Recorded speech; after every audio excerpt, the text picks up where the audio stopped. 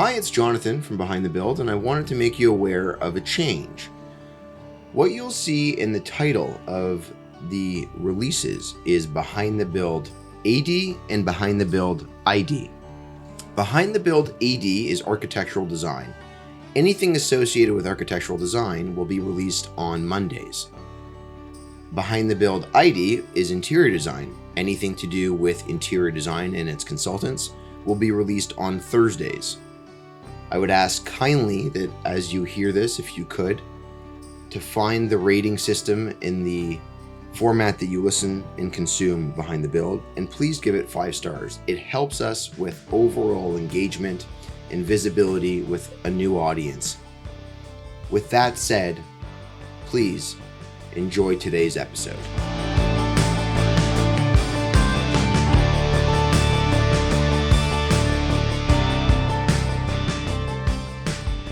Welcome to Behind the Build. I'm your host, Jonathan Jacobs, and today I've got with me a gentleman who's introduced to me via the lovely Sam Sachs. Sam, thank you very much for making the introduction. An amazing personality. So far in the hour and 25 minutes that we have spent together, we've had a lot of fun sharing stories and talking about life. I have Tommy Smythe with me from Tom Design Collective. Yep, that's me. That's you. So, I'm here. So, sitting in my small little studio here. I love it here. I mean, I do. I don't know that everyone does, but I think it's great. It's, this small little space is just, this is me. I don't need a lot of space. I once lived in a place that was featured as the smallest small space ever in Canadian House and Home magazine. Okay. It was 180 square feet. That was my apartment for 2 years. 180 square feet? Yeah. Okay. It was like a hotel room kind of, but it was great. I loved it. I was very happy there. There was an excellent restaurant right downstairs. So I would go down and order food and just bring it up on the plate and eat it in my apartment and then bring the dirty dish down the next day. Like I had no kitchen in the apartment. 180 square I used the feet. kitchen for sweaters and t-shirts and like all the cupboards that were there. And then I hid the whole thing with a curtain. And I had a little antique sleigh bed, which was like a 3/4 bed, not even a double. Yeah. And a little table beside it and a dresser and a bookshelf. And that was it. Minimalist approach. Yeah, it was really nice though. Right. Like it was decorated beautifully, obviously. Like I'm not going to make it shitty. So it was nice. You know, as we're talking about this idea of authenticity and how spaces actually need to reflect the people who live in them, it's probably a good moment to pause for a second, because later in this conversation, Tommy talks about working across very different types of homes: contemporary spaces, traditional homes, urban homes, places where details really matter and where every element has to feel intentional rather than generic. And that actually ties in really naturally with one of our go-to partners, Kaplan's Appliances. Because what I appreciate about Kaplan's and what aligns closely with how Tommy approaches design is that they understand appliances aren't one size fits all. Some projects call for something expressive and ornamental, like a La Cornue range that becomes part of the architecture of the kitchen. Others lean more restrained and contemporary, where panel-ready refrigeration from brands like Sub-Zero, Jenn-Air, Fisher & Paykel, or Miele disappears entirely into the millwork. And then there are projects that sit somewhere in the between, where brands like Wolf and Jenn-Air again, and Fisher & Paykel and Miele, Sub-Zero strike that balance between performance and form. Kaplan's works with all of these manufacturers, and more importantly, they understand how products fit into different design languages. They're not just selling appliances, they're helping design teams and homeowners make decisions that actually support the space they're creating. They're also a true one-stop shop, from specification and ordering to delivery, logistics, and service. Their team stays involved even when the construction schedules shift, which we all know happens. They monitor timelines, manage changes, and help correct issues before they become problems on site. That level of follow-through makes a real difference on complex residential projects. If you want to learn more, you'll find a link to the Kaplan's website in our liner notes. And if you'd like a direct introduction, you can always reach out to me. It's Jonathan, Jonathan, at waldenhomes.ca, and I'm happy to connect you with their team. But all right, let's get back to Tommy. Well, so if you're unfamiliar, Tommy's had a long-standing career in TV, and then as a side to that, created a design studio Co-created with Lindsay Menz and Kate Stewart. Yep. Yeah, the Tom Design Collective. That's my latest project. And number of projects on the board. Yeah, I think we've got 41 now. Which is just wild. But that's spread over 7 lead designers and several support staff. Like we're 22 people in total now. Right. That's including all of our admin and accounting and project management and design coordination staff. And so it's pretty great, number. I think it's a good size. I don't think we're going to want to grow much more than that. Yeah. Because the business is humming along nicely at that size and it feels still really familiar. Yeah. Yeah, but we work all over the place. Yeah. No, I mean the hub. The hub is the office is in Liberty Village. Okay. Yeah. So I haven't even asked you this in the time that we were together. You haven't listened to this, have you? Or have you?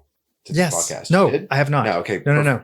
I didn't want to because I didn't want to kind of feel like I was tailoring my conversation with you to a format or something that somebody else did or said. Right. But I did look at who you've had on. Okay. Yeah. Well, and I say that because, there are some core questions that I'm going to ask, and I'll start with one of them right now. That is like, just standard in getting to know you as a person. Yeah. So, and these are standard questions you ask all your guests. Yes. Okay. Better. I don't know that. Right. Yeah. I'm glad I don't know that. So what city were you born in? Here in Toronto. Okay. Which is a little bit like being from Las Vegas because nobody's from here. People come here, but a lot of people aren't born here that you meet in daily life in Toronto, which is the best thing about Toronto. Well, and design. We have the benefit of all these people, individuals who come from all kinds of different places and backgrounds and cultures. It's the strength of the city.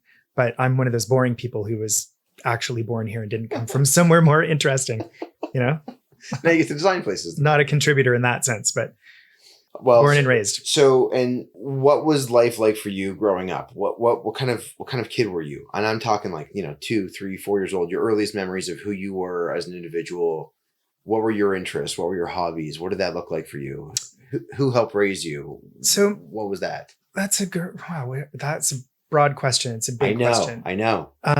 I grew up spending, the school year in Toronto. Yeah. And the summers in the Muskoka Lakes.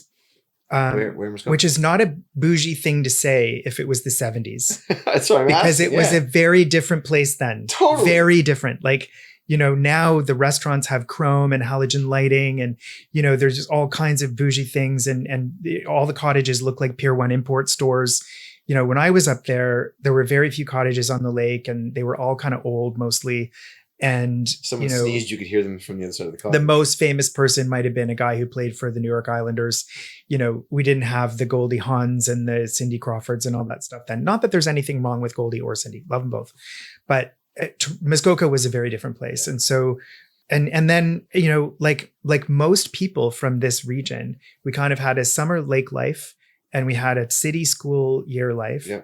And then we had a holiday in the winter in Florida. And so I was shaped by the environments that I knew when I was growing up, but I identified very early on that there was this pattern where people tended to stay in that triangle and not leave it. And so it was kind of like your life felt very circular and very small in some ways. And so as I got older into my teens and 20s, I started, finding ways to get out further into the world.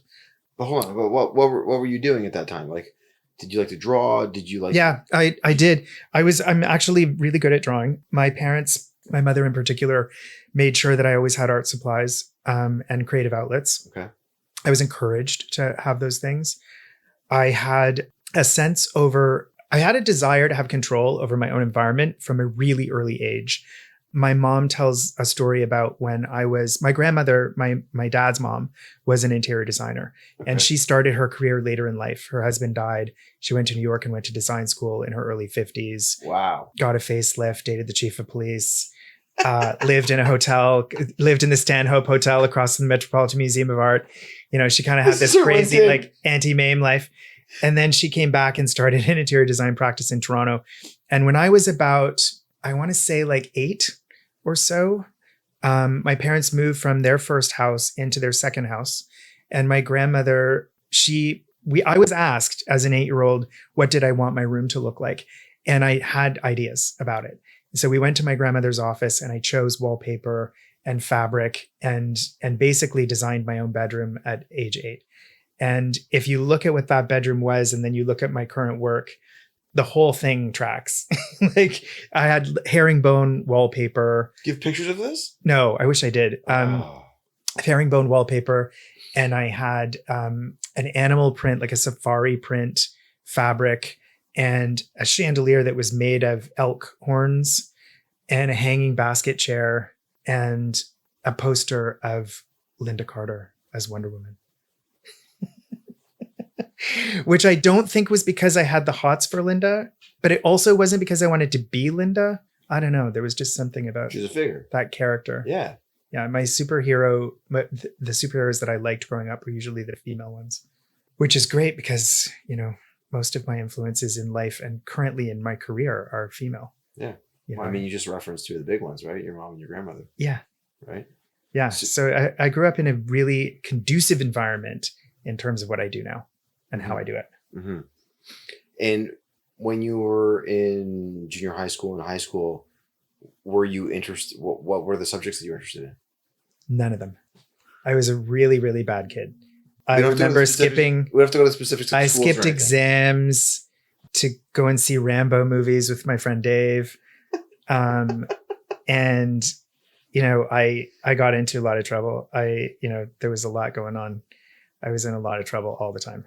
When I was from about age 12, like I was smoking a pack a day at 12, 13 years old, and went all the way, you know, through high school, getting into all kinds of trouble, but being really stealth about it. Like my mom didn't know half of what I was up to until I was well into my 30s. And now she knows most of it, but not all of it. And have you did you start divulging these things to her over the courses of like a family dinner? You'd be like, oh, you didn't know about this one. Well, in some cases, you know, I have 3 sisters, 2 stepsisters, Carrie and Carly, and then Christy, who is 2 years younger than me and has the same parents as me, same 2 parents. And she let a few things slip by accident a couple of times, which started conversations that led to things. She would never rat me out. Like she was always really great, but there were a couple of slips. Yeah, where you're that led to disclosures. Hey, yeah, what? You can't. Why are you doing that? I remember having my wisdom teeth out when I was about, how old would I have been? Maybe like 15. Had my wisdom teeth out, and you know they give you the drugs, and you've seen the videos online. People coming out. I also had my wisdom teeth out, and the stuff they say. Yeah. So my mom said, my mom was in the recovery room with me, and she said, you know, how do you feel? How does it feel? And I said, well, it kind of feels like when you rub Coke on your gums. And she went, what? So it was, you know, those kinds of things happened, but I turned out okay. You know what? And I don't, you know, you learn your boundaries by exploring them. Well, I don't endorse it. Yeah. You know, like I'm not necessarily endorsing that kind of drastic youth, because I know that there were I had several friends who didn't make it, you know, who didn't just dabble in drugs, but went all the way there and did make it. And so I'm very aware of how dangerous my life was when I was young, or how dangerous my choices made it. But I don't regret it per se, because it was, you know, these are the experiences that form who you are and that make you into a much more responsible adult. If that's the direction you want to take. Yeah. If you want to be self-aware. Yeah. Right? Yeah. If you decide to be. Yeah. Some people. It's a choice. Yeah. It is a choice. So did you feel like that time at the age of 8, working with your grandmother and selecting those fabrics and herringbone wallpaper? Yeah. Do you feel like that was like the first real onset of the interest in design, or were there other things that you felt happened over the course of like teenagehood and into your 20s that led you there, or what was it? Well, like I said, I have always had a sense of wanting to be in control of my physical environment. Mm-hmm. And I've always been very aware that when your physical environment is expressive of your taste and your likes and who you are as a human being, your life can be made more enhanced by that. And so it's no, you know, accident that that's my vocation now, is trying to provide that for clients, making sure that there's authenticity in the rooms that we're creating for them, so that they feel at home in those environments. I don't know how anybody feels at home in a store-bought environment that comes out of a catalog. I don't know how anybody feels at home in rooms that are designed by the type of interior designers who do one look only. And there aren't very many of those. I mean, most interior designers, even ones who are known for a signature style, are very versatile. But what we do, our profession, is really trying to get the you in your house. And it's the most successful rooms and the most successful homes are the ones that do that, for sure. Mm-hmm. And this has been my bumper sticker the whole time I've been doing this. So it's not a new thing. But from a very early age, I had an awareness that my own physical environment would help me to be better and more authentic and more rested. And when I had people come into that environment, that it would tell my story for them, right, in important ways. So stuff has always been very valuable to me. Okay. As we're talking about how spaces actually work day to day and how details are what make a house feel considered rather than styled, this reminds me of something very tangible in my own place as it relates to the windows and doors, all installed, supplied, and serviced by The Doors. In my house, some of the elements that get commented on the most are also the quietest. In the dining room, we substituted traditional windows for transom windows that bring in light and a sense of openness without ever calling attention to themselves. And they also provide some privacy from our neighbors next door. Out back, there's an 18-foot sliding door that completely changes how the house connects to the yard, not just visually, but in how we actually use the space. And at the front, the entry is a contemporary fiberglass door that reads as understated from the street, but still feels like a confident, intentional gesture. What I appreciate about working with The Doors is that they understand those moments aren't about flash. They're about proportion, performance, and getting the details right. Whether it's large-scale sliders, custom windows, or a front door that sets the tone without shouting, they help navigate the balance between aesthetics, durability, and how the elements actually get used over time. If you want to learn more, you can head over to the liner notes and click on their click on their website, or email me directly at Jonathan, JONATHAN, at waldenhomes.ca. But all right, let's get back to Tommy. So what did you study in university, or did you go to the university? I went to the nightclubs of New York and London. And yes, yeah, I'm not classically trained or formally trained in what I do. It made it harder for me. Yeah. I think it's a lot easier a path for people who have certain aspirations to go to school. And I would encourage people to do it for sure. There is a lot that you don't learn in school. As a person who's actively involved in hiring now, you have a lot of people come to us and say, well, here's the shoe display that I did for my project at university. It's a shoe display for a trade show. And I always say, that's really the very last thing that you're going to be doing at this firm if you want a job here. Who are you? What does your room look like? So it's an interesting thing. It's a, formal education versus, just being out there in the world. But I was always very ambitious. So I don't think that not going to university to study the thing that I'm doing now is an indication of a lack of ambition. It certainly is not. I've sought out mentors and people whose work that I admired and made sure that they wouldn't take no for an answer, and got near them and got close to them and learned as much as I could from them, always being very honest that I would move on eventually. Mm-hmm. So I studied with Yusuf Hasbani, who is an incredible, they call him the master of the mix. He was an antiques dealer come interior designer who had a store called L'Atelier in Toronto, legendary store.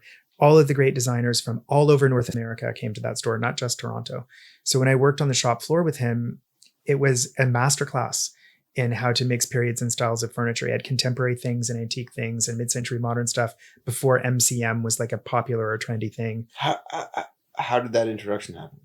I had a friend who was already working there. Okay. And I would go into the store every Saturday because it was just a wonderland of incredible visual stimulation and inspiration. And I was working as a waiter at the CN Tower, making, $1,000 in tips on a double in the summer, way more money than my friends who were articling at law firms. And I was traveling to New York frequently and, I had all this money because I was doing this job that, wasn't a job that was challenging me intellectually.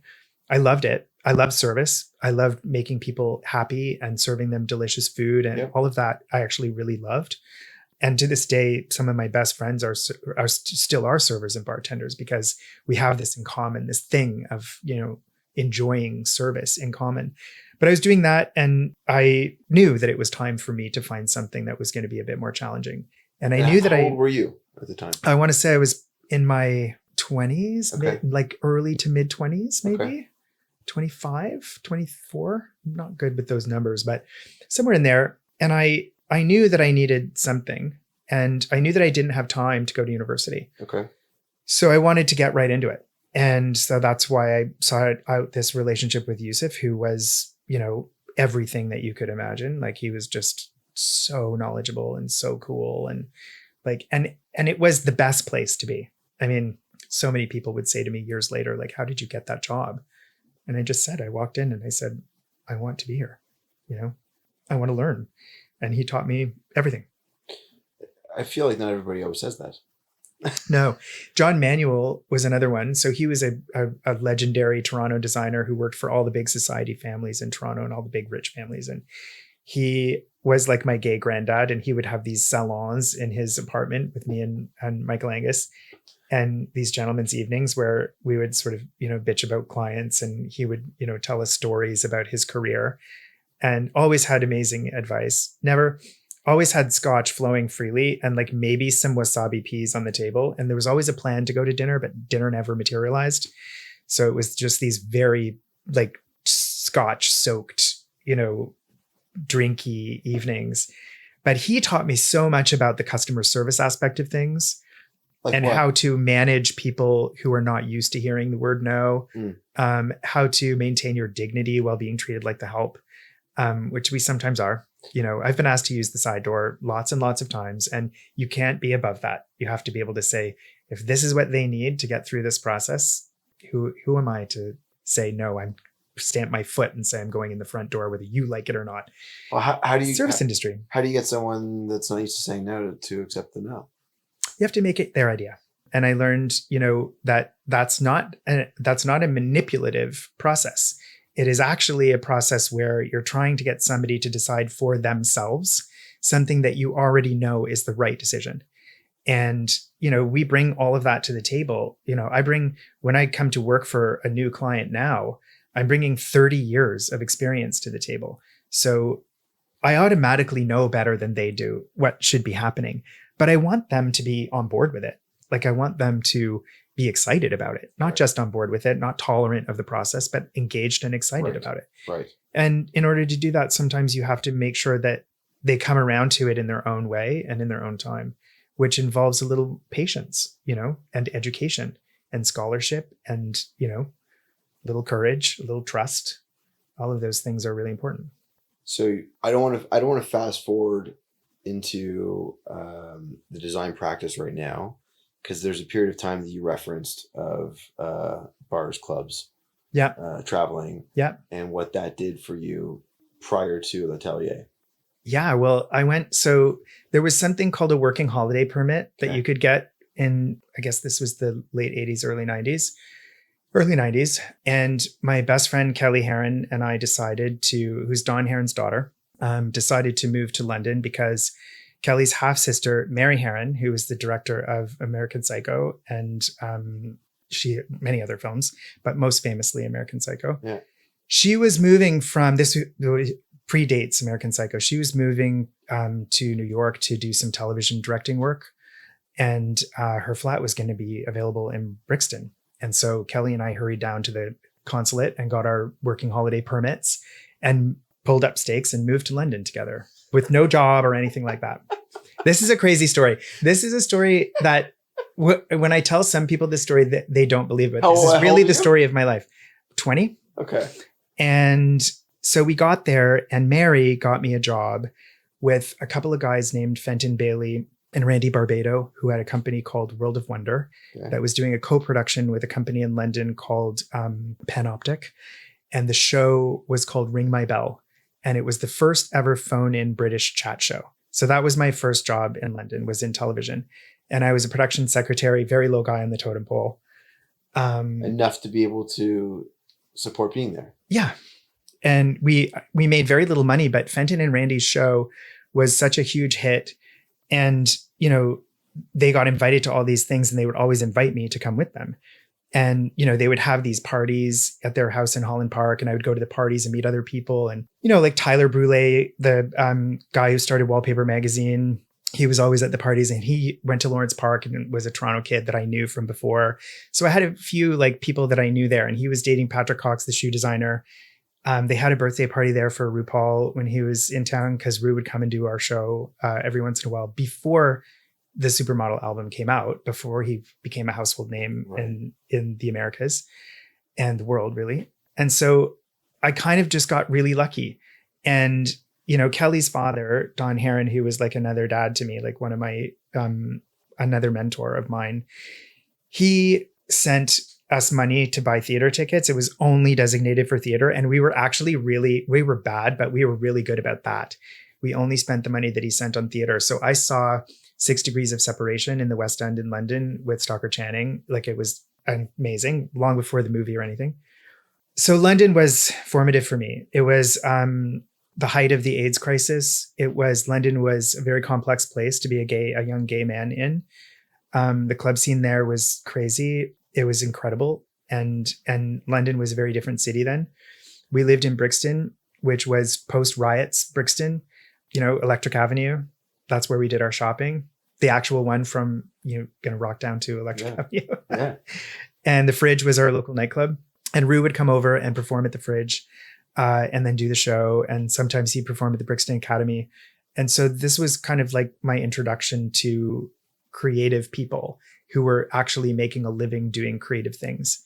Against everything that anyone ever said that they would. Yeah. Yeah. Yeah. Yeah. And so, Fenton is still a very dear friend. He went on to produce The Eyes of Tammy Faye, the Robert Mapplethorpe documentary, Look at the Pictures, obviously, most famously, RuPaul's Drag Race.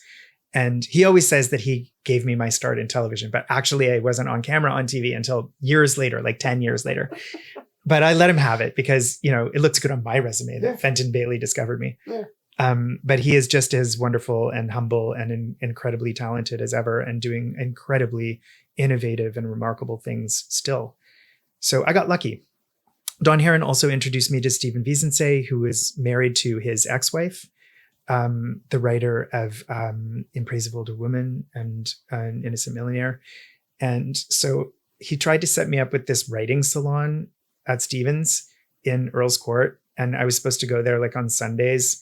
And I was supposed to have read like all these Russian books that he'd given me a list to read. Oh, God. But I was always just so hungover. And Gloria, sweet Gloria, his wife, Don's ex-wife, would make tea and recognize that I was probably still coming down off E that I was doing in the club the night before, and was trying to help me. They're giving you the Cold Notes version of the books. The writers workshop apprenticeship thing didn't last too long. I'm embarrassed to say, because what a squandered opportunity that is. Oh, who knows? But that's the folly of youth. I was 21 years old or something when that was happening. Yeah, but you also said, and I strongly believe it, like the decisions that you make and the path that you take is what leads you to where you are. And you might call them missed opportunities or not. Yeah. Right? Yeah. I mean, my London, I still go to London a couple times a year. One of my sisters, Carrie, lives there and has for 15 years. And it's a very, very special place to me because it's like my second home. I fell head over heels in love with it and never fell out of love with it. It's very different now than it was in the early 90s. But I think London in the early 90s was probably, maybe with the exception of the 60s, but late 80s, early 90s, London was pretty extraordinary in terms of culture. I've never been to Europe. Well, that's going to change. Yeah. With this friendship, this will change. Because I'm never going to stop making you, like, telling you have to go. I've never been, and I've always wanted to, and I studied art and all the rest of it all through school and everything, and I was like, if I ever go there, I can't backpack. I want to go and I want to stay there and I want to do it properly and I want to experience the food and the culture and immerse myself in it. So maybe when my kids are older, we'll do that. I mean, it's nothing like you can't wait to do stuff like that in a way. I think a lot of people put stuff off because they want to wait until their kids are older or whatever. Like when we were kids, our parents took us everywhere. Like we were in fancy restaurants. We were just, happy to be there and told that if we fucked it up, we were never going to be allowed to go back. So we didn't, I tell my kids so we behaved. I tell my kids if they sleep outside. Yes. It's like, you can't mess this up. You got to sleep outside, and the raccoons outside. My mother would just say, like, if you ever want to have duck à l'orange again, you will behave yourself in this fucking restaurant. And so I'd be like, well, who says no to that? Yeah. Like, I had duck à l'orange when I was like 6, and I was like, this is the tits. Like, I love this, like I had a taste for the finer things at a young age. And the threat of taking those finer things away was scary enough that I behaved. First time I've heard that one on that.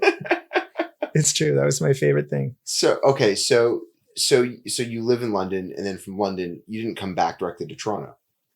I did. Oh, you did? My father had cancer, and I came back because I didn't want to be far away from family. And then I never got it together to go back. And while I was here, that's when I sort of got the job, at CN Tower, waitering. Sorry. So the serving job. And it was right when the CN Tower went to fine dining. So it was kind of like, I already had, as a young person, a certain level of sophistication. And like I said earlier, I loved service. Like, I just loved the ceremony of it. I loved giving people a good time. I loved making people happy with, service and food and drink. And it was part of my, it's something that's in me. I just enjoy it, hospitality. And so that was kind of like a temporary job. And that's why at the end of that, I decided to seek out the apprenticeship with Yusuf at L'Atelier, because Yusuf Asbani was the guy. Like, right. I'd been going to the store and seeing what he was doing. And I was just like, this is the person I need to learn from. And so what was the path forward from there? Having learned what you learned there, curated the knowledge you needed to be able to absorb. Yeah. You wanted to absorb. Well, from there, I went to work. I was not scouted by, but like, I was offered a job with Sarah Richardson. And so at the time, I knew that I would sort of outgrow the being a shop assistant thing. And I also knew that I didn't want to leave Yusuf and then open up a competing business. And so Sarah had come in many, many times while I was there. We were already friends. And she had said to me, you've said to me a few times that you were going to be ready to leave here at some point. Are you ready now? Because I have something that I might need you for. And that's how I ended up going to work with her. And it's funny because I did another interview with Linda Reeves for the Designer of the Year thing that happened this year. And there were some comments where people were like, oh, you didn't mention Sarah as a mentor. And it's funny because, Sarah got me fully formed. She didn't mentor me. I was already where she was by the time we got together. And certainly there were opportunities that I wouldn't have had without Sarah. That's a hard, fact. But I was not mentored by her per se. I think that we worked beautifully together for the time that we were together. We had a lot of differences that seemed to come together to create a combined result that was really appealing to a lot of people, not just clients, but also television audiences. So yeah, it was great. But I felt bad that people felt that I'd left her out of that conversation as a mentor. She wasn't a mentor. She didn't belong in the conversation about mentorship. Which is part of the reason why I actually like this format of discussion, because it allows you to explain the people that helped actually form you as an individual. Absolutely. Yeah. And Sarah wasn't formative in that way. Certainly what happened to me in my life working with Sarah did further form me. I mean, she made me a public figure, and I hadn't been in that space before. I knew what that space looked like because obviously, Kelly's father was a public figure, and so was her mother, Catherine McKinnon, the singer. I'd grown up with people who were well known. My own family members, like my great grandfather, Conn Smythe, public figure. So I knew what it was, but I hadn't done it. He started the Toronto. Yeah, sorry, you're baiting me. I had to. Just don't straight bait me, Jonathan. So the concept of it wasn't foreign, but it was a different space to step into. Right. And to be perfectly honest with you, it was a blessed space to step into, because having the ability to connect with hearts and minds about something that you are so built to be doing and so in love with doing was probably the single greatest pleasure of my entire life. I mean, having never had kids or anything like that, like the big love that I've experienced in my life was really from those audiences and the people that we met over those years of being in the public realm. Because, I always used to say, I wish that firefighters and nurses had perfect strangers coming up to them and telling them that they were doing a good job, because it's a pretty damn good feeling and they deserve it a lot more than I. But it was a beautiful exchange with Canadians and Americans and people internationally. I mean, our shows were on in 54 countries, I think. And we were dubbed in all kinds of languages. Like, I remember doing this interview with my friend Heather when her book came out at Indigo. And after the interview, this very handsome young Italian kid, probably like some 25-year-old Italian kid, came up to me and said, in very broken English, through his Italian accent, "I watched you on TV in Italy." And I said, "Oh my God." And he said, "Yeah." And I said, "Okay, so and I was trying to like do hand actions and stuff to communicate with this kid because he barely spoke any English. Yeah. But I said, "When you watch me on TV, is it with words or is it with a voice in Italian?" Yeah. And he goes, "With a voice." And I said, "Okay. And so when you hear my voice, does he talk like this or does he talk like this?" And he looked at me and he went, "He talked like this." I was just going to ask you, have you ever heard any of yourself How gay is on... the actor that dubbed me? How gay did they make him? Apparently in Italy, pretty gay. True story. Heather, of course, my friend Heather, loved it. Like, she was just sitting there watching this like a tennis match. She was just like, "This is the best show." But Sarah, like when we were dubbed in Spanish, somebody sent us a video of it, and it was so funny because her voice was like a 6-pack a day smoker's Spanish lady. Like, the Spanish lady, they talk like this.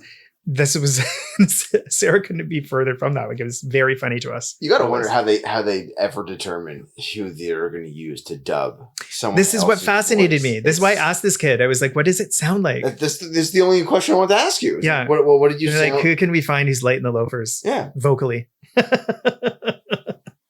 Wild. Yeah. Okay. So you get that. I've never really asked this to someone. Did you ever find it unusual that like you could have such an influence on people? Like, no. And I'll tell you why. Yeah. That's a great question, because I always felt so incredibly responsible for that I didn't think I knew from the very beginning, because of the emotion that people would show when they met me in person, how important it was to them, what we were doing. And let's be honest, it wasn't important in the grand scheme of things. It wasn't world peace. It was entertainment. Infotainment was what they called it. Hold on. Sorry, I have to interrupt you, but I have to say this, is that if what you're providing people is a place of solace, yes, for a short period of time, yes, that is peace for them. Listen, so. I've had women come up to me. One woman in particular came up to me in the middle of a bridge, on the Danforth Bridge, and she stopped me and pulled me over, and she said, "I just need to tell you something." She grabbed my arm. She was kind of physical. And I said, "What?" And she said, "I just wanted to tell you that you and your sense of humor on your show with Sarah got me through my cancer treatments." She said, "You were on at the same time every day, and I would just be coming out of chemo feeling like absolute shit. And I would watch your show and I would laugh out loud. And I thought you were so delightful." And I cried. I was just like, this is insane to be able to be in a position where you can do that for somebody who you'd never even met. And so I always held the relationship with the audience sacrosanct. That was to me a very, very sacred exchange. And so I never felt undeserving of it, because I knew that I was responsible. Did you know that initially, or did you start to realize that as it gained momentum and you started to see how many countries it was picked up in, to know that you had someone that was speaking Italian in a very, very high pitch? Like, at what stage of that did you start to experience that level of appreciation? I think right away. Yeah. Because you hear about it in small ways, like at Shoppers Drug Mart or in IKEA. And then you have moments with people like this woman who'd survived cancer and everything in between, in airports and, wherever you go in the world, different places. I remember being on Santorini in Greece with my mom, and this lady pulled us over, and my mother was just like, we're in the middle of nowhere. And I was like, well, it's not the middle of nowhere. It's like one of the biggest tourist places in Greece. But, my mom was very impressed by that. And I said, at the time, I remember saying to my mom, like, when you like look at it from your own perspective, like if you saw somebody that you watched regularly on television who made you feel really good, wouldn't you want to tell them? And she said, yeah, of course I would. And it changed the way that I interacted with people that I admire, for sure. Because I used to be very timid about telling people how much I appreciate what they've done that has inspired me. And now I'm not. I'm very respectful. Like if I see that somebody's like clearly on a date, I'm not going to go and interrupt them. Yeah. But if we're in an airport waiting for luggage and I see somebody, I'll walk up to them and say, like, just because we're killing time here and I know that you're not busy, I just wanted to tell you that I admire your work and such was my favorite thing that you did. And thanks for your art. Thanks for your creativity. I was because I know how nice it feels. Yeah. I was in as you're saying this, I'm just thinking of this scenario, and my friend and I were working on a dental convention, and we were looking after the kids of the parents that were on this dental convention, and the Raptors were staying at the hotel. This is 2000. Mm-hmm. Lenny Wilkens, who just recently passed away, Mm-hmm. the coach of the Raptors, and we knew that they lost that night. Mm-hmm. And so we're near the bar, and Lenny Wilkens walks in, and I was like, we should say tough loss or something like that, but pleasure that you're here and all the rest of it. Lenny Wilkens, winningest coach of all time. Yeah. And my friend says, hey, Lenny, how'd you guys do tonight? Oh my God, that's awesome. And he's like, we lost, and walks away. Oh. And I look at my friend, like, of all the things that you could say to him, bad timing. like that he, as the winningest coach in the NBA, yeah, to have that type of influence over players and all the rest of it. Like, there's so many things you could do and say. How are you doing after a loss is not the best question to ask. Yeah. I mean, yeah, brutal. I mean, and I agree with you. I think that having a level of appreciation for the people that can provide influence, but also appreciating those that are coming and saying it. It's yeah. I'm hoping, but you got to read the room. Totally, which I might not have just done with that story. But you got to read the room. Yeah, no, I understand the story. But if that woman that you passed on the Danforth Bridge happens to be listening to this, mm-hmm. know that like what you did that day also had it made me feel wonderful. Yeah. Yeah. It gave me a huge boost. Like it was just fuel, right? Like that's why I say, I wish that total strangers would go up to nurses and firemen and do that more often, because Lord knows they do braver, more courageous and more important things than I. But it's a nice thing to have thrown at you for putting the work out there. It's a lovely thing. So what were some of for you in that period of time of your professional career, what were some of the things that really, really stood out to you as kind of transforming you as a professional?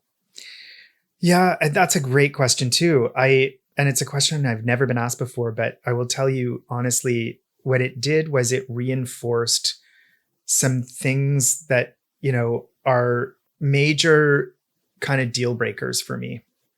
Most of it having to do with authenticity of product. I have this thing that I always say, which is, there's no such thing as the look for less. If it's less, it's not the look. It's built right into it. It is diminished product. It is not the same thing. And I grew up with a silver spoon with extreme privilege, male privilege, white privilege, in an upper middle class family, like all of the privileges. But what I realized is that, through doing all the television work where we were trying to show people how to do things for less money, that there's a way to do that and still have authenticity. So, I had policies where when we were doing our television work, no knockoffs. You don't steal another person's design and do it cheaper and represent it as something that it isn't. We didn't do design solutions that were inauthentic. So we loved working with IKEA, for instance. And the reason we loved working for IKEA was because IKEA hires internationally well-known, skilled designers to design their products. And then they make those products accessible to real people. Terrence Conran, another incredible innovator in retail who was making things and curating things and finding artisans to make things that people could afford to buy. And so we always sought out companies that would do things for us or that provided product that was authentic and real, but still affordable for people to look at. So I learned a lot about that. And now, we service very high net worth clientele. And those people are also very privileged. So I'm able to speak to them at their level because that was my experience growing up. But I also understand the value of a dollar. And I know that even when you're working with billionaires, everybody has a budget. Everybody has an idea of what they would like to spend. Totally. And it's not about what they have to spend. Obviously, they have unlimited funds. But what would they like to spend on this? Yes. That's a different question. Value that one item differently than they're going to value the next and the next. 100%. The next. 100%. Yeah. Like when we lived in London in Mary Heron's flat. Yeah. Mary had the most exquisite wardrobe, and still does. She always has beautiful clothing. But she spent all of her, extra money on clothes and travel, not on home furnishings. So when we moved into her flat, there was no sofa. She had a television set, but she was in the television business at the time. She went into films later. And she had this huge room that was done up as a closet with beautiful clothes in it. But the furnishings were so Spartan. And that was a lesson for me because I'd never really lived in somebody else's house before. Right. And so, or on my own before. And so classic me, my first time living on my own, it's London. But the idea that people have different priorities came from that experience. I was like, so just because she doesn't have nice furniture doesn't mean that she doesn't have taste. Her taste in clothing is unimpeachable, but she wasn't prioritizing furnishings. I'm sure that if she had decided to go out and buy furniture, anyway, Kelly and I had to get in the old beat up VW bug and go and buy everything at IKEA in London. I was going to say, navigate the roundabouts and everything. We nearly died. Did you ever use any of those clothes as a piece of furniture so you could actually lie down? No, but I wore a ton of her clothes to the clubs. She had all this great John Richmond stuff, and I would wear some of her women's clothes that were more masculine skewing out to the nightclubs. That's good. Yeah. I don't know if I ever told her that. I hope she's not listening. Oh, I hope she is. Come on. It's like the dinner with your mom. She loves me. It doesn't matter. She's in your 30s. She still loves me. I can get away with it. What difference is it now? Does she still have any of those clothes? I feel like this is all sounding so name droppy, but it really is But this is these are the people that formed me and that's what I'm saying. Yeah. Gave me opportunities, and that's who it is. Look. I mean, we kind of alluded to this before, and that is that the only way you're going to humanize the people that are behind business like yours are to talk about the people of influence throughout the course of your life. Yeah, and that means in some capacity you name drop, but also saying thanks to those that have been there along the way. They're pretty extraordinary people, right? And I'm very grateful to have them in my life still because. I get a lot of advice from other people. I don't have all the answers. I really don't. So I like to ask people for help. There was something else we talked about, and I don't want to get into the specifics of it per se, but during lunch we were talking about moral clarity. And I also feel like that came as a result of what you experience over the course of that span of life in TV. Yeah. Well, I have a built-in, very strong sense of fairness. And when I get into, a dispute of some sort, whether it's a big one or a little one, I always take a step back and say, what is fair here? What is the most fair way to look at this?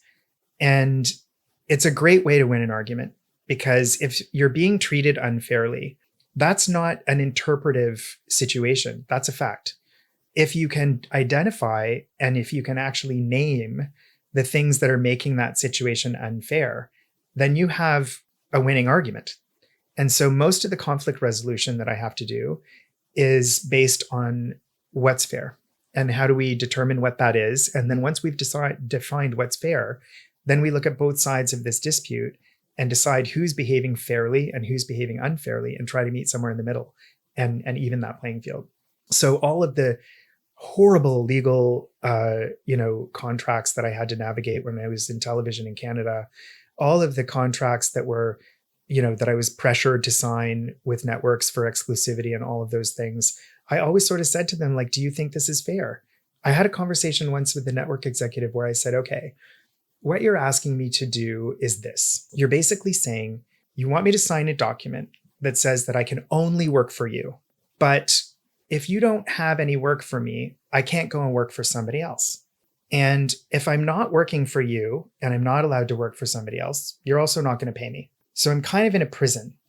And I said to this woman, I need you to understand that if you did that to your cleaning lady, if you made her sign a document saying she can only clean for you, but if you don't need her, you're not going to pay her and she can't clean for somebody else, you'd be in fucking jail is where you would be. And you're asking me to do exactly the same thing by signing this document. And I will not sign it based on that. I'm the cleaning lady. And she just looked at me like she wanted my hair to catch fire and said, okay. But like, I mean, what's fair? Yeah. What is fair in that situation? Like, what do you think is fair?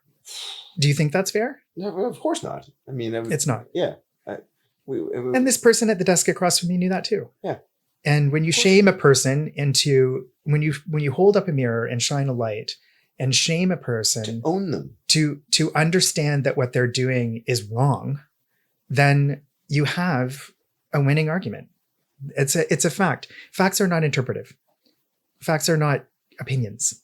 You know, I think in the current media that we're experiencing, that's different. These lines are they're trying to blur these lines. Yeah. But all of the intelligentsia, which is, you know, whittled down to almost 3 people now in North America, they're still trying to tell us that the facts are still the facts. The truth is the truth. Yeah. You can't pretend that it isn't. It is a fact.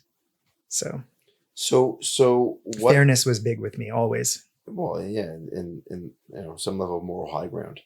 Yeah, and the most ashamed I've ever felt about anything in my whole life is when I know that I've treated somebody unfairly. Right. And I've always tried to do everything I can to correct that or apologize for that or fix that because, you know, we're all human and I've been, you know, in impossible situations. Hold on, you just kind of described someone that wasn't totally human.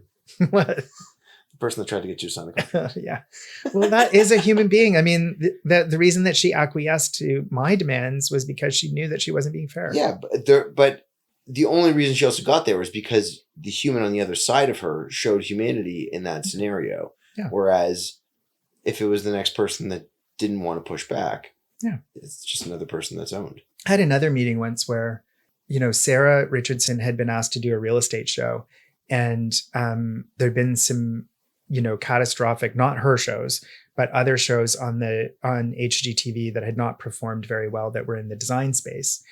But what was performing really well was contractor shows, decks, the Holmes family, and real estate, house hunters, and all of those things were really performing well. So she was asked to do the show. The show format knocked me out because it was going to be a couple and Sarah, and that's 3 people on camera in a scene. You can't have 4. 3's the max. So I was suddenly not on television on HGTV anymore. And so I asked for a meeting and I said, you know, I'm happy to move on from this like forever. But I thought I should have a conversation with you about whether you still want me here doing something else. If not this, is there something else that I should be doing here?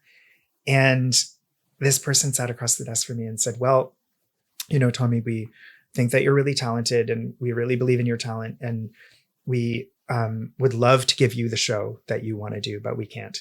You know, we can give you a show that's a contracting show, or we can give you a real estate show and we can develop that with you. But design is dead. And those exact words were said to me from across the desk. Design is dead and design doesn't perform. And I said, and I can't believe I had the presence of mind to actually say this, but I was so incensed. I was so angry that very calmly, I sat there and I thought about it for like 10 seconds. And then very calmly, I said, okay, this is how I see the situation. Let's say you decide that you guys want to have a Christmas special. And you come up with this idea for a Christmas special, you find an independent producer, you make the Christmas special, you get it all made, then you air it, and it turns out it doesn't perform at all. It's the worst Christmas special anyone's ever seen. And it sucks. And it's a terrible, terrible Christmas special. And everybody kind of knows that. And so you come back to your office, and instead of saying, holy shit, guys, we made a really bad Christmas special, you say to each other, well, Christmas is dead. That was good. Nobody likes Christmas. I was wondering if that's where you're going. And I said, this is what you're doing with design. Yeah. Everybody loves design. You guys built this network on design, not on contracting and deck building, not on real estate. This network was built from the ground up. The foundation of the network is design. And you're telling me that it's dead? It's never been dead. But you killed it. by making some really shitty design shows. And because you don't want to be accountable for that, you're telling me at the height of my career that design is dead. It's not. And of course, the rest of that conversation was, nevertheless, Tommy. And so I went to another network and did what I wanted to do. And what you didn't know at the time, and I was told this from someone about a year ago, and I think it's still one of the greatest things, and I look forward to it as well, is that you hit your 50s. Yeah. Is when you are actually in your prime. Well, that's very true. But also, it's not necessarily that you're in your prime. Some aren't, but you're definitely in your most confident space. Well, okay, fair. Which is not necessarily the same thing, right? Fair. They can be two different things. Yeah. But parallel lanes, usually. Yeah, but even if they're not. Yes. You're at a stage where you understand where you fit exactly within what you're looking for from a client, from your own aesthetic, how you want that to commingle. Yeah. And you know what you don't want. Yeah. Entirely. Well, and to bring it back to what we were talking about earlier, imagine if I had signed an exclusivity agreement. I would then be stuck at that network. Yeah. What I did do no money was I had lunch with Marilyn Dennis, dinner with Marilyn Dennis. She really does dinners because she has to be up at 3:00 in the morning for the Chum Show. But Mare said to me at dinner, she said, you know what, honey, while you're figuring out what to do, just come and be with me. And she got me a meeting with a couple of people at the network. And I went in there kind of like, not guns a-blazing, but kind of with this attitude of like, you've got a lot of people doing great things with lampshades and hot glue guns, and that's not really me. And then Nancy McLean, visionary network executive, and Michelle Crespi said, well, what do you want to do? And I said, I'd like to go out into the world and bring stories about design back to the studio. And they said, okay, great, you can do that here. And I went, what now? Like I wasn't prepared for that answer. And you never knew the grass could be greener somewhere else. Exactly. Yeah. So Marilyn Dennis gave me my second act in television. And from that relationship at Bell Media, I went on to I was a game show host. That was fun. The Search for Canada's Next Designer. I did a special show called Tommy Takes Us, which was design around the world in extraordinary places, a travel show.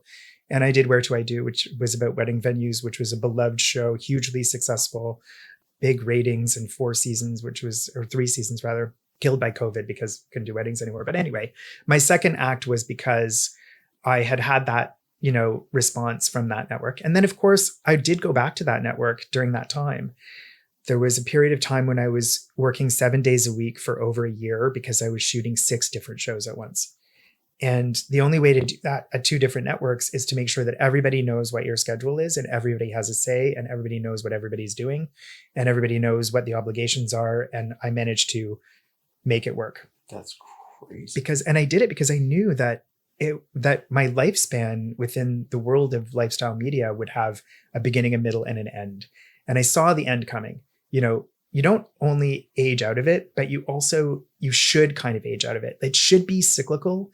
It should be a young person's game because that's where you get all the energy and all the great ideas. And I knew that I was getting to the point where I was kind of done with it. So when Marilyn ended her talk show, her daily talk show, I took that opportunity to retire too. And she was like, don't. And I was like, I'm not doing it just because you're doing it. I only stayed on TV because I loved doing it with her. She's a very, very close friend and we've been through a lot together. And I was so grateful to her for showing me that I could have a second act in television, in lifestyle television, that I would have stayed with her as long as she needed me or wanted me. And then when she was done with that, I was like, okay, bye. And that was it. Like, it was as easy as that because I've said to so many people, I did everything that I wanted to do in that realm. There was nothing that I wanted to do that I never got a chance to do. So I felt really happy with it as a body of work, which is how I feel about the relationship with Sarah. It took me a long time to get there because it was not an easy breakup, but I look at the time that we worked together and the work that we did together as a body of work. And I'm very, very proud of it because when it was good, nothing was better. Right. And, and then it wasn't, and you move on. So what did it look like? So when that finished, what did you do? Did you jump right into the next thing or did you take some time to yourself? And it was very sudden and it wasn't just me. It was like, there were a few people that were affected. And so there was a period of time, not a long period of time because I'm a doer. I don't like being idle. But there was a period of time of stepping back and saying, okay, like what's next? So what did you do? And I have lots of things that I haven't done yet that I might have done, but that I will do. Like I want to have a shop one day, like Yusuf's shop. But I definitely knew that I had to do something. And so Lindsay and Kate, who had also left at the same time, we got together and decided that we would, we loved working together where we were before. That situation became untenable, not possible for us to do that there. And so we formed our own thing and we decided to make it a slightly different model. It's a non-figurehead format. So it's not just one person at the top. Not that there's anything wrong with that. Like some of the firms that I admire the most are that way. I mean, look at Brian Gluckstein's firm. It's incredible what he's done. And there's few people I admire more. But we wanted to experiment with something where it was more of a broader group at the top and a scaffolding that would hold them up and infrastructure that would hold them up so they didn't have to worry about things like accounting and invoicing. Like we always did our own invoicing at Sarah's company. Right. And I used to say to her, like, why are you having me do this? Like, this is like having a butcher perform open heart surgery. Just because they both work with sharp instruments doesn't mean you're going to get the open heart surgery you want from the butcher. I'm the butcher in this situation. You're asking me to do accounting? This is not my thing. So we changed certain things that we knew would be more us. Okay. And of course, we took learnings that we were grateful to have had while we were there. And what year is this? You do? That was 2020. 2020. Yeah. Okay. So I don't recommend starting a new business in the beginning of COVID? a pandemic during a lockdown. Yeah. It was not easy, but I'm very proud to say we never took on debt at all. We had very little money starting it up. And we, had some incredibly generous people who rallied around us, who were aware of what had happened and wanted to support us. And, like one of those people was Jan Arden. This is the most name droppy podcast you've ever done. But the truth, it's really a fact. She called me up during the lockdowns and she said, I have a condo in Toronto. It's a cement box and I hate it. And she said, I live my whole life in hotels only to buy a condo that's a cement box that I don't want to be in either. So can you help me? And she said, when this is over, I'm going to whore myself out for you. Like nobody's business, like you've never seen before. We're going to do the magazine stories. We're going to do all this stuff. I'm going to promote your business like crazy. And of course she did. And it was a joy to do it with her. I just have to say this, that if you're listening to this and you're in a different part of the world and for whatever reason, somehow I doubt that that's the case. Yeah. Jan is a national treasure. She's a recording artist and an author and an actress. And just, she's a Canadian icon in music. And she's a fellow vegan. Yeah. So we did a fully vegan decor thing, which I'd never been commissioned to do before. So that was pretty fun. Yeah. We worked with companies like Montauk Sofas. I said, do you have a vegan product? And they said, well, and of course, when they know that Jan's attached to it too, everybody wants to do everything for her because she gives so much to us. And they said, well, we're not sure, but we're going to find out. And if we do find out that it's not vegan, we'll make her something vegan. So it turns out that the glue that they used isn't made from horse bones or anything like that. So they made her a vegan sofa. We got vegan paint brands. We got, vegan materials and all kinds of crazy. It was fun to do. It was really great. And, she was incredible. She would send me these voice notes, little songs that she'd made up. And she would sing, like, the lyrics would be like, the world is going to hell in a handbasket and everything is shit. But Tommy Smythe is doing my condo. I still have them.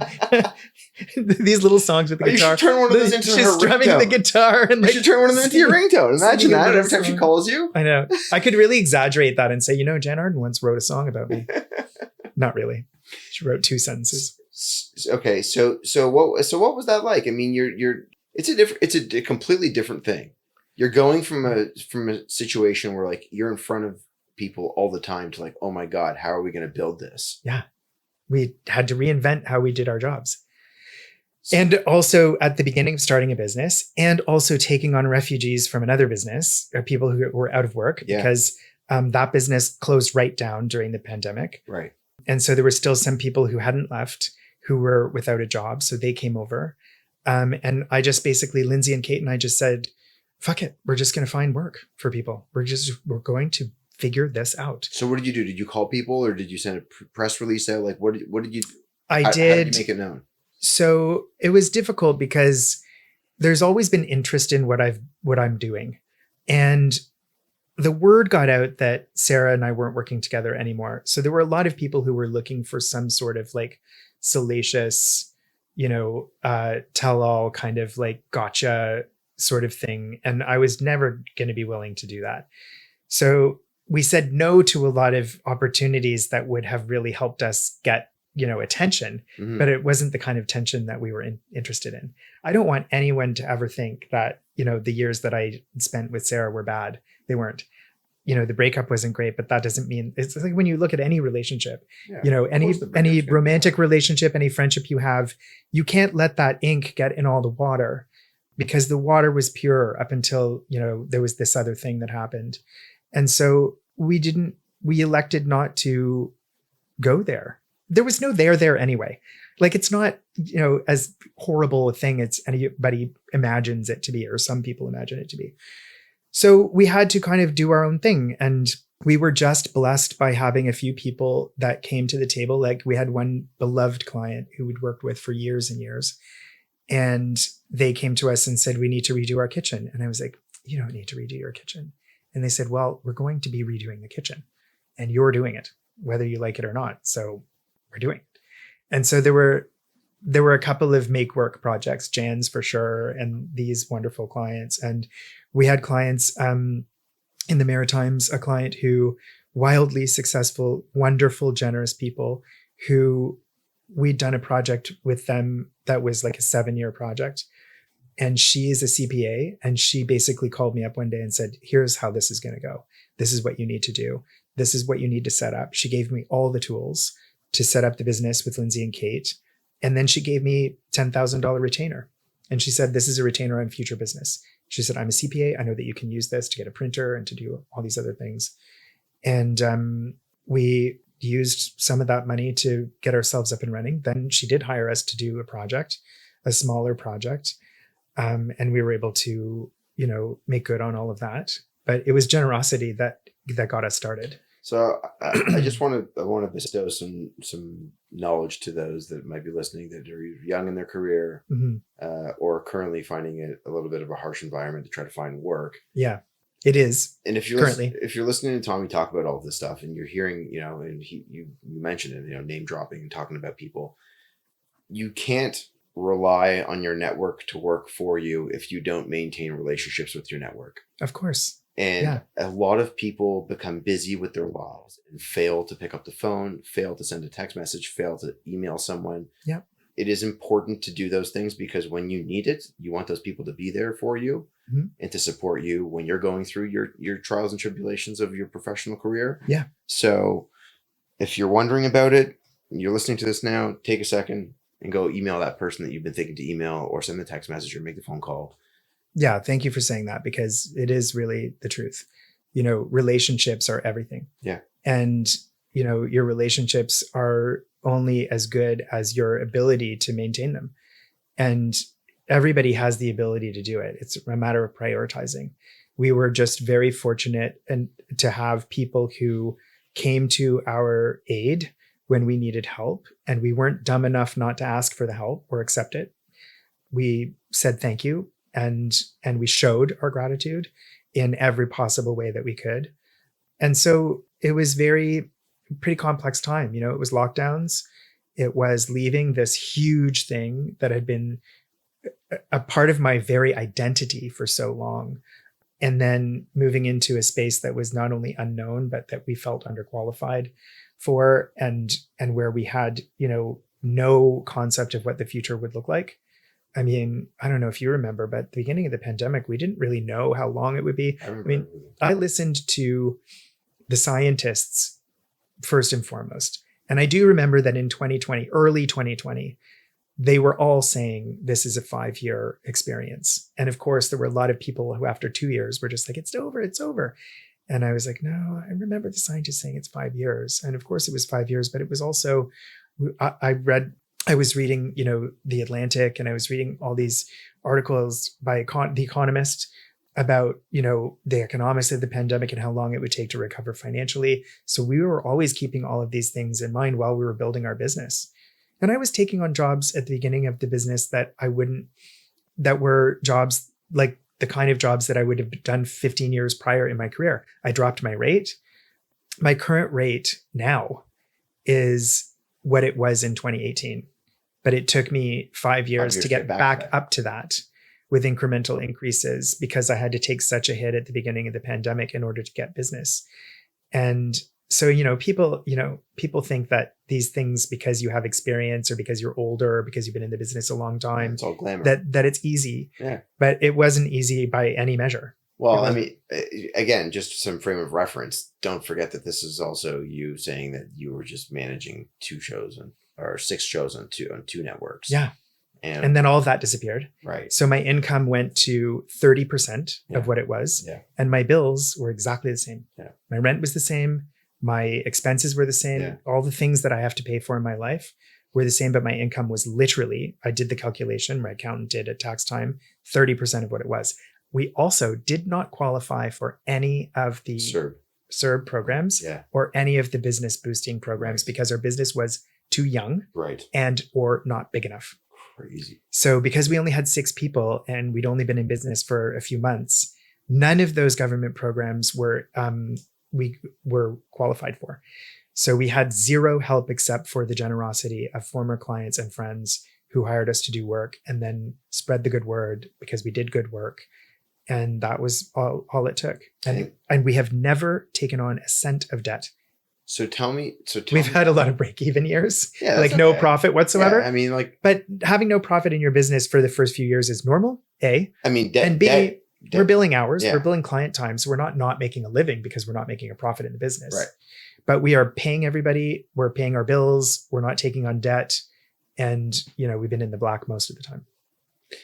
So tell me about the establishment of the practice from a non-local perspective. How did you start to attain projects outside of Toronto and beyond, like well beyond?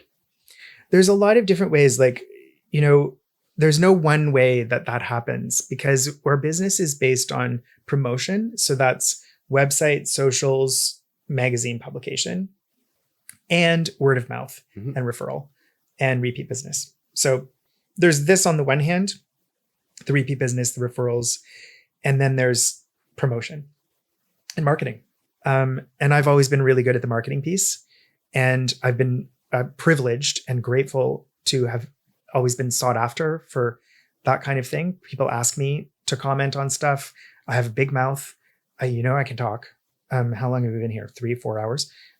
So I seized those opportunities, and so did Lindsay and Kate whenever they came our way, so that we could get the word out that we were on our own, and that we were doing our own thing, and that this was a new business. And I was very honest and humble about it. I told everybody, we don't have work. We need more work. And I said to people, I took a hit on my rate. Get me now while I'm cheap. I didn't hide the fact that we were going into our new chapter with nothing. We left that company with nothing, and we started with nothing. And we built it into, a 22-person, huge revenue, 41 projects on the books now, business, medium-sized design business with a happy, I think, group of people who all feel that they have a say in the business, who have autonomy and agency in terms of where we go and what we do and how we do it. It's a pleasure, actually. See this question as you will. Okay. What project have you had over the last 5 years that has really felt like something uniquely encapsulating of what you have been able to curate over the course of your life? Has there been one, or have there been a few, or would you say it is all? I know it's loose and broad at the same. No, I know exactly how I'll answer that question because I've been thoughtful about this. I could die before anybody sees what I'm really capable of because I am not an independently wealthy person. And I've never had a client who's come to me and said, do whatever you want. There's always been, and like I've said earlier, I welcome the fact that I'm working for a person or a family or a couple who are not me. And I'm trying to extrapolate from them who they are and give them their house back to them, not my house. But a lot of people who are designers and interior decorators and architects too, come from great wealth, and they have the ability, because of that, to be able to execute a pure vision of what their style and what their opus magnum would be with carte blanche. And I don't have that ability. And so you may never see what I can really do. You've seen what I can do within the parameters that I've been given. And those parameters vary. We have the no money miracles that we still do for some clients. And then we have, people who have unlimited funds, but they do have, an idea of what they'd like to spend on that project. And parameters aren't always financial. Like sometimes you'll have a client who will say no stripes. And then you think, like, how am I going to do a house with no stripes? I had one client who I love so much. She's now a dear friend. My dear friend, Mary, had said no birds. I was like, okay, no problem. No birds. You hate birds. No problem. Well, did I not realize subsequently there's a fucking bird on everything? There's a carved bird in the console I wanted to buy. There's birds in the fabric. There's birds in the mirror. There's birds etched into the glass, whatever it is. Subconsciously, you're finding them. Birds everywhere. Like when you can't have birds, suddenly everything has birds. What the hell? You show up to a client meeting, you've got a tattoo of a sparrow on your neck. You're like, it was scheduled a year ago. Thank God I didn't have that. But, so the parameters are not necessarily always financial. Yeah. Sometimes they're creative. Yeah. And people come to the table with preferences or massive dislikes or hate-ons for certain things, Well, but look, I guess my question wasn't so much at like the actual aesthetic of it and does it encapsulate your aesthetic as much as how to make me feel. Well, you've learned so much about how what you do can impact others, and you've learned how to engage in questions to be able to extrapolate from people what they're looking for. Yeah. So do you feel that there has been anything within these last 5 years where someone said, like, I didn't know how to describe what I wanted to you, mm-hmm. and you've been able to give that to me through all of our meetings? Yes, okay. I get that compliment a lot. Okay. Again, I think it's because we are actively engaged in getting to know the people that we work with. I have a thing that I do, which I do on all my projects with every client. And it's a wonderful thing. And what we do is we go out, usually it's one of my project managers will go out to the fabric houses in Toronto, and they'll get like 300 or 400 different fabrics. And all of the fabrics that they pull are fabrics that we like. They're within, a high taste level because we have people working for us who, are good at what they do. Yeah. So it's a giant boardroom table at our office filled with all these fabrics, every different color and pattern and texture and everything that you can imagine. Now that's a very distilled group of fabrics, considering that the world of fabrics is literally millions of different textiles. But we do 300 or 400. And then we invite the clients to come to the table and we say, take everything that you don't like on this table and throw it on the floor. And then whatever we're left with, we'll build from and do the fabric schemes for your home and your project. And that does two things. First of all, it engages the client in the process and it tells us so much about who they are. And the conversations that happen during the process of elimination of the fabrics on the table are things like, oh, I hate purple and I have a childhood trauma based on it. Or the husband will say, like, I don't like anything with floral. It reminds me of my pajamas in the 70s. Or, you learn things about people. This reminds me of our house in Miami, which was my favorite place to go when I was growing up for holidays. And so I love this fabric. And so what you end up with is a handful of things on the table and you build it from there. And that means that we haven't chosen the fabrics that have gone into that person's home. They have chosen them. So when you have somebody over for dinner, you can say, and somebody says, like, I love this fabric on the sofa. It's so soft. And they will have a story to tell about why they chose that fabric, not why Tommy Smythe chose it. And it's wonderful. But your process helping them get there. It's super fun. Yeah. Because they just literally, they're like, really throw it on the floor? And I'm like, yeah, throw it on the floor. Pick it up off the table and say, I hate that.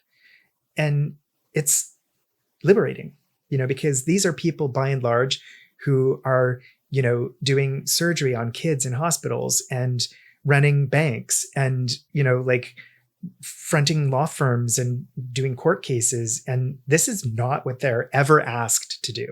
They're hiring us because they think we're going to do it for them. Yeah. And then we flip the table and say, you're actually going to do some of this yourself. Yeah.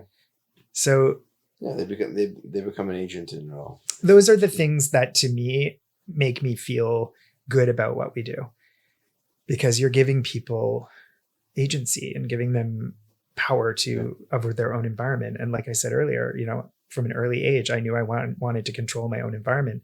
And because that gave me so much as a young person, I want to give that back to other people who might have lost that a little bit in their pursuit of law, surgery, banking, whatever it is they're doing. Has there been a project that you have not won that got away? So many. Yeah. So many. That you still hold as like, oh, I wish I had that. Many. Okay. Not just one. Okay. Many. But I am so engaged with my community in a wonderful, fruitful, and positive way that, I've watched those projects go to other people who I admire, whose work I admire. And so it's nice to be able, if you don't get it, it's nice to be able to really cheer on the person who did. And then sometimes even be invited to comment, like my friend Ali Wilson is about to start this really beautiful historic house project outside of Toronto. And she asked me, like, would you ever come and just walk through it with me? And like, can I bounce some ideas off of you? And I was like, of course, like, that's like a dream day for me, and so we're going to do that. And I know that she will already come to the table with a vision, but I want to hear what she's doing with it and maybe tell her what I would do with it and see what it shakes out to be. As you say that, it's funny because I feel the same way about with builders. Yeah. If I know that we've not won the project and it's going to another good high quality builder, I'm like, at least they're going to get a good quality product in the end. Yes. And I've said that even in interviews, there's a funny thing that happened with the pandemic, with the advent of the pandemic. And a lot of designers have talked about this. I feel like the pandemic minted about 50,000 new interior designers in Ontario. All of a sudden, everybody faced with their own mortality was like, why the fuck am I working as a, accountant when my dream is to be an interior designer? And so with zero experience and zero education, they've leapt into the business. Good for them. I actually totally applaud that. But what it did was it created a massively saturated market for professionals in our field, where it used to be a handful of people in Toronto did this for a living. And all of the people, at a certain level would be going to the same pool, back to the same pool. Now there were 50,000 other choices, and not all of them good. Many of them very good, lots of them not. And so you started auditioning for projects. And I found myself auditioning for projects against people who I knew for a fact were underqualified and not up for it. But professional ethics prevented me from saying that to the prospective clients. All I could do was say what I could bring to the table. I was never going to be interested in disparaging or blocking another person from an opportunity. But I did know that this was going to be a train wreck if they went for this person. And invariably, that person was half the price of me and our firm. So, but once in a while, you went up for a job with a person who you've known for 20 years, who is an excellent designer. And in those situations, I always said, like Ashley Botten and I were up for the same job in Rosedale. And the client was great at the interview process, like really cool, brought his kids in, his young adult kids to sort of see what this was like when you're vetting somebody to work for you on a project like this. I thought he was really cool about it. And I said to him, Ashley and I are old friends, like from high school, and then had parallel careers, but we do really different things. And why are you interviewing both of us?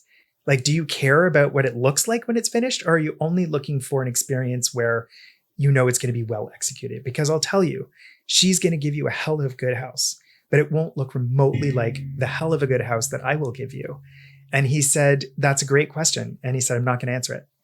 And I was like, okay. And then they hired Ashley. And of course, she gave them a brilliant house. But I was not prepared to sit there and say that she wouldn't. Like, I knew she would. Yeah. Like, everything she does is magnificent. So that, the pandemic created these sort of pitting us against each other kind of things that could have gone in that direction. But for me, never did. Right. I was always really happy when somebody else got the gig. And it was disappointing in the sense that at that time, I needed the money, but I was never disappointed on behalf of the client if it went to somebody good. Right. Yeah. But I was disappointed when it went to somebody with zero qualifications and no experience doing a massive house, in Forest Hill out of their depth and doing it at a quarter of the price that I would charge to do it, because I knew that that was going to end badly. And a lot of those projects, do end badly. Yeah. So what would you describe as one of the types of projects that you would like to be able to acquire, and whether it is a renovation or new build, that is irrelevant. It is more so about where and what. And I say what, meaning, is it on a mountain? Is it in the desert? Is it the what? Seaside. Seaside, yeah, seaside. I'll go seaside. Is it in Yukon? And the what? Is it a generational home? Mm-hmm. Is it a retirement home? Is it a vacation home? Or is it a hotel? Is it a restaurant? I think everything that I do, I want to be as permanent as it possibly can be.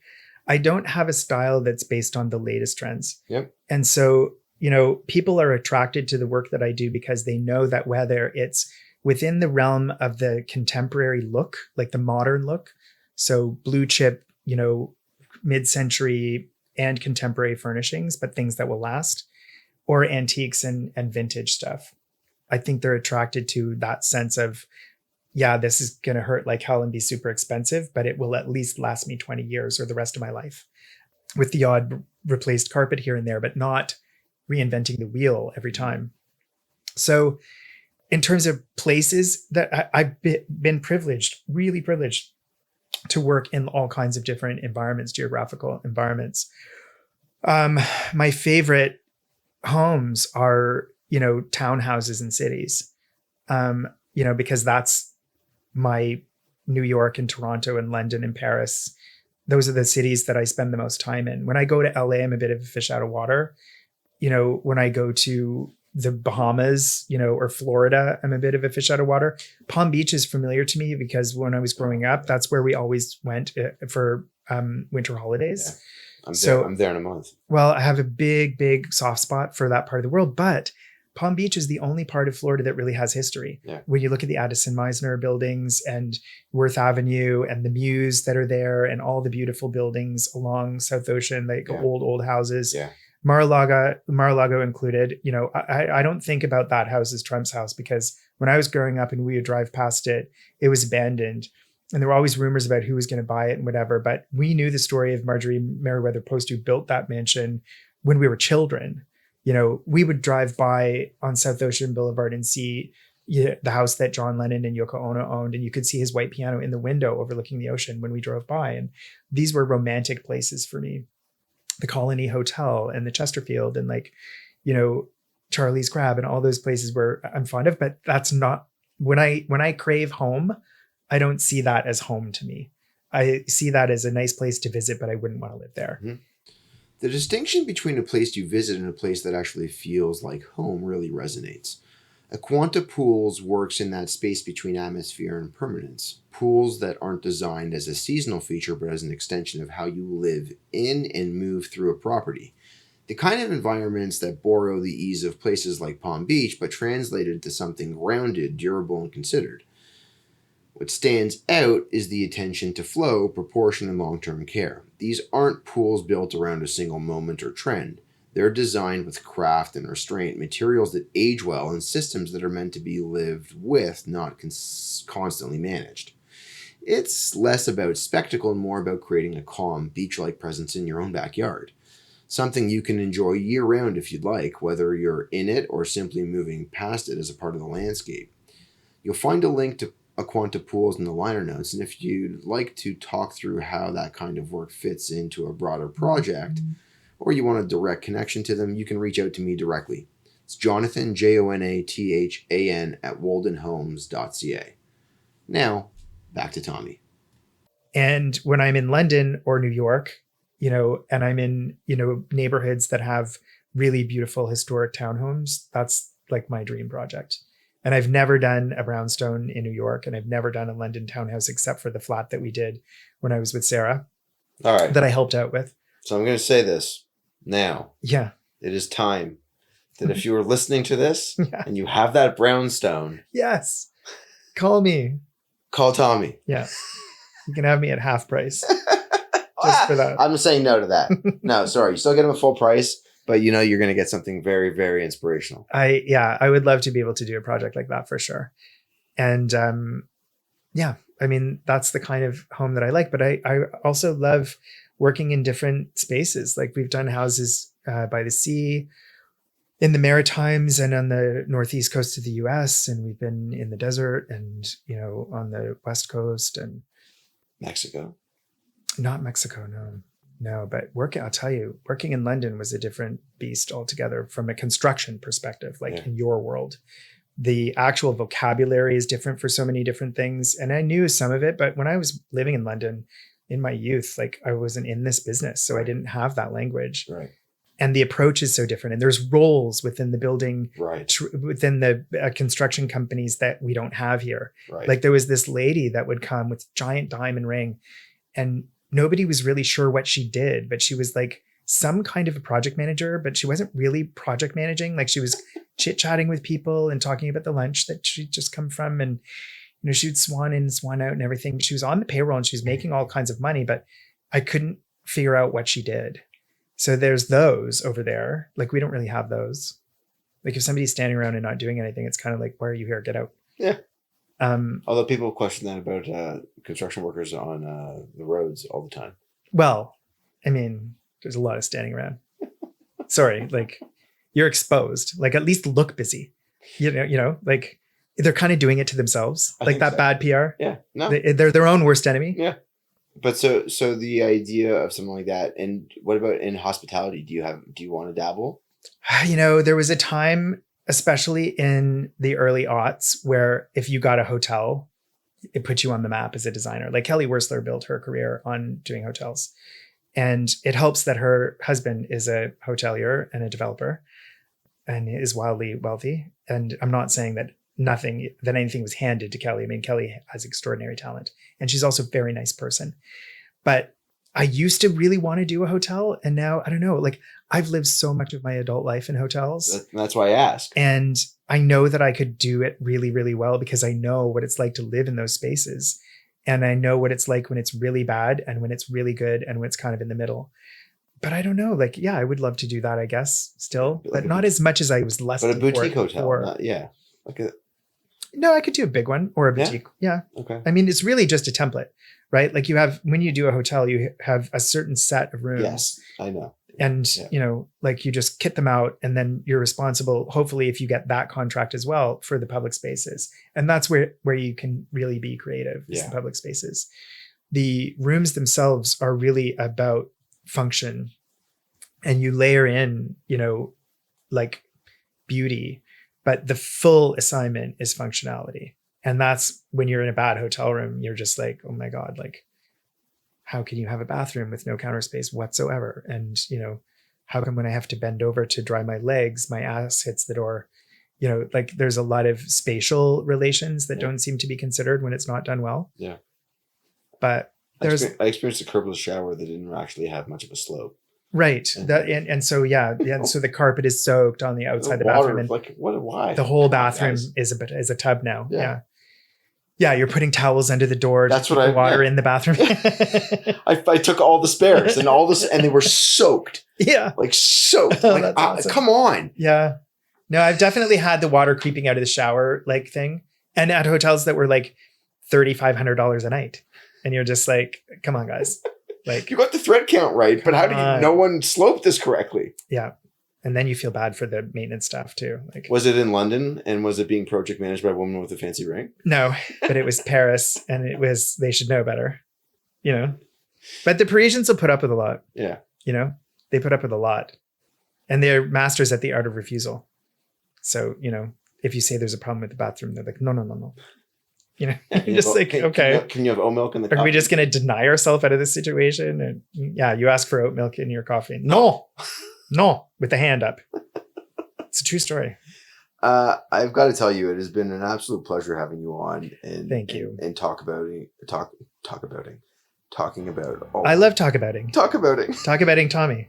That's maybe I'll do my own podcast and call it that. It's been refreshing. It's been fun. I had a feeling when we exchanged very very brief emails yesterday about lunch that this was going to be a lot of fun, and I'll tell you that it didn't disappoint. It's been a pleasure getting to know you. Likewise. Over the last couple of hours.